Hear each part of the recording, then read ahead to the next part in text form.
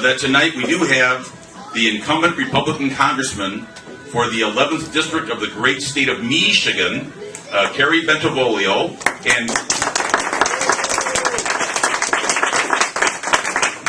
and Kerry does deserve applause for a whole lot of reasons, including the fact that he has drawn the ire of Rachel Maddow and other opponents of limited government. He has a record that shows he's done pretty good, actually, done pretty well in terms of being constitutionally compliant, and we, of course, support that sort of thing.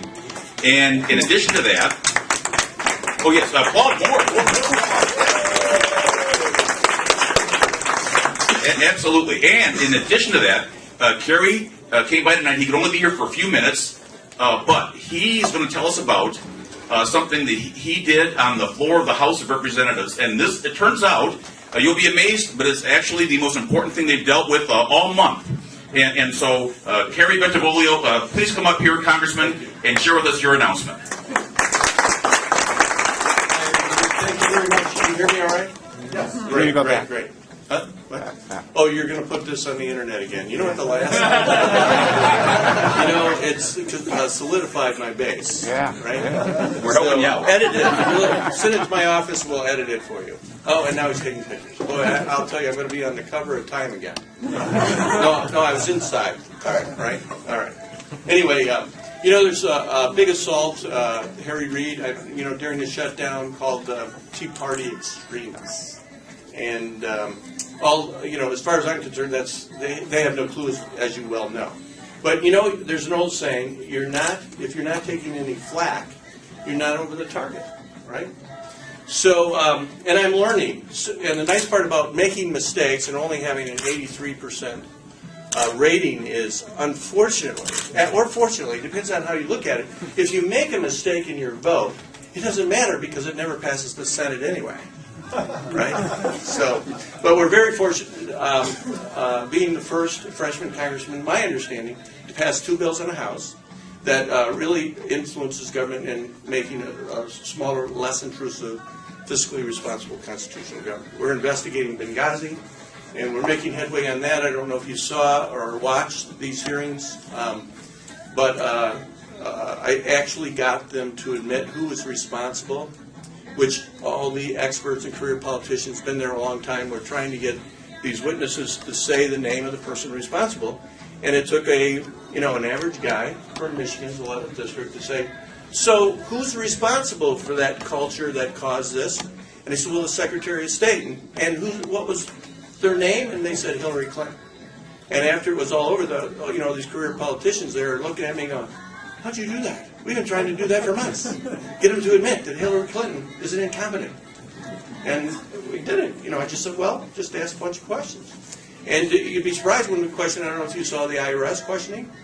Do you know what the First Amendment said?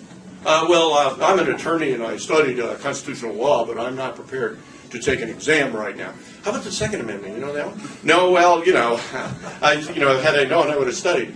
How about my favorite amendment, the 19th Amendment? Do you know what that one is? Not offhand. You guys, you might not like this, but ladies, do you know what it is? 19th Amendment? Yeah, give women a right to vote. See, you guys I'm going to lose some points in the guys again. But I was going to ask them the 16th Amendment, but I figured, it was a lost cause and I ran out of time because you're only allowed 5 minutes and I'm the last one to ask questions. But this assault that we're under by the extreme left, they are really want to tear us up. And so I thought, that's not fair. Somebody needs to speak up. And at least in future years, there's a record so that in 20 years, maybe somebody, depending on, hopefully, back in the we're free again, and some student of political science or history researches the congressional record to know what the Tea Party and Liberty movements are all about. So I went on the floor of Congress, and you're allowed to revise and extend your remarks. And that's exactly what I did. And if you'll follow along, you got one of these? So on the floor of Congress is basically, Mr. Speaker, I rise today in support of the Oakland County Campaign for Liberty of the great state of Michigan, who, like so many grassroots organizations throughout our country, have diligently educated our citizens on various public issues facing us today. Exercising their constitutional right to peacefully assemble, and in many cases petition their government for a redress of grievances in support of the restoration of liberty, not in restricting it. Shrinking our bloated government, not expanding it. Who want to reduce taxes, not raise them. Abolish costly government programs, not create them. Expose the abuses and oppressions of tyrannical dictators. Oakland County's campaign for liberty. Promote the freedom and independence of our citizens, not the interference of government in their lives, and observes, I should say, the limited enumerated powers of our Constitution, not ignore them. Mr. Speaker, these truly American patriots of every cultural, religious, and ethnic background have found a common cause in fighting back today's proliferating big government rules and regulations imposed by costly, bloated government bureaucracies who are accountable to no one at the expense of individual rights. They are God-fearing, freedom-loving Americans who desire nothing more than to rein in big government's tendency toward excessive cohesion and the insidious spread of government overreach. They question when the validity of laws and morality contradict each other. They desire nothing more than the extension of individual freedom in a constitutional republic that attaches all possible value to citizens rather than making each citizen a mere agent, a mere number of the state. A constitutional republic that seeks equality and liberty rather than in restraint and servitude. Mr. Speaker, there's a great political awakening taking place in our country today, the roots of which are solid, stock, and American-made. They are a visionary group of individuals who understand the moral foundations of a constitutional republic, the benefits of free markets, and the blessings of individual liberty. May they continue to strive valiantly and dare greatly. Mr. Speaker, thank you for allowing me a few short minutes to give this testimony in support of a truly American grassroots organization. In this, I want you to know and understand something, and you are always welcome to question anything we do in our office, all right? You can visit our office and you'll always get a straight answer, as best as I can, from what I understand. We won't intentionally lie to you. But you can expect you'll probably transmit some information that may not be correct because, well, the hardest two things to find in Washington is the truth and common sense, right? So, but in my office, I signed a pledge called the Republican Liberty Caucus Pledge. I don't know if any of you have seen it. If you haven't, look it up. And in my office, for every one of my staffers, they get that pledge. It's on their desk. And so nothing reaches my desk unless it passes that test for a limited government, not to raise taxes. It says it right here. That's what I'm all about. Now, you may see one vote, even Heritage. I have an argument with Heritage and say, hey, I think you're wrong on this one. But they're not going to admit they're wrong, because that's dement, and he's pretty conservative guy. And so we'll bring him into our office when they're telling we disagree with a vote. They're recommending we vote one way, and I'm going to vote another way. I'll talk to them first, and if I have to, I'll call FreedomWorks or somebody else, get their opinion, and we'll debate it. And in my office, we have a group of people that are pretty much individuals, because I have a rule that I didn't hire any yes men. I want debates. I want good arguments, because if you can make your case in front of some of what I consider the most talented people out there that I could get together for the price we're paying them, because we're not paying them very well, it's going to make a difference, and it's going to help me when I go and make that vote, because not one vote is taken very lightly. It really isn't. I weigh all the options. And the other thing you're going to find in Washington, the most corrupt thing you'll find in Washington, is the press.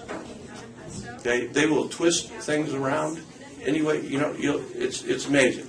You can say something this way, and they're going to spin it around, and as well as your opponents are going to do that. So if you want to know the truth, you come to my office, contact my office, because where's Sarah at? Oh, Sarah's back there. Cal, what's the #1 rule in my office? Always tell the truth. Always tell the truth.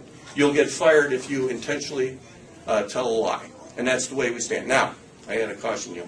If you ask me, where's he at? If you ask me what size the fish was the last time I went fishing, you may have the truth stretched a bit, but That's allowed, I think, right? Can I have Very it? well. All right, very good. Anyway, we got a couple other things in here I want you to look at. One, this is the big surprise, and then I'm out of here. We're sending out a letter.